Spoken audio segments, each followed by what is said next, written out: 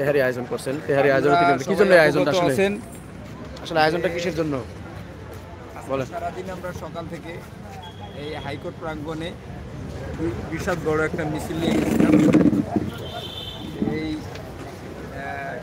মিছিলে আপনারা জানেন অংশগ্রহণ করেছিল lieutenant general colonel Hasinur Rahman, colonel Ferdous Aziz সহ আরও অনেক অবসরপ্রাপ্ত সেনাপ্রধানেরা। তাদের ম্যান্ডেট একটাই ছিল যে আজকে শেখ হাসিনার সর্বোচ্চ দাবি ফাঁসিতে রায় যাতে কার্যকর করা হয়। এর পরিপ্রেক্ষিতে আমরা আপনাদের জানাই দিয়েছিলাম যদি ফাঁসির রায় হয়ে যায় তাহলে শাহবাগ প্রজন্ম চত্বরে আমরা একটা বিশাল বড় পিকনিকের আয়োজন করব। এখানে সর্বস্তরের জনগণ সবাই এখানে আসবেন। এই মুহূর্তে আমাদের এখানে শাহবাগে রান্নাবান্নার কাজ কমপ্লিট। আশেপাশে যারা যেখানে আছেন সবাই উপস্থিত হয়ে যান। কিছুক্ষণের ভিতরে গরুর মাংস তেহারি আমাদের খাওয়া শুরু হয়ে যাবে। আচ্ছা, আগামীকালকে আমরা শুনলাম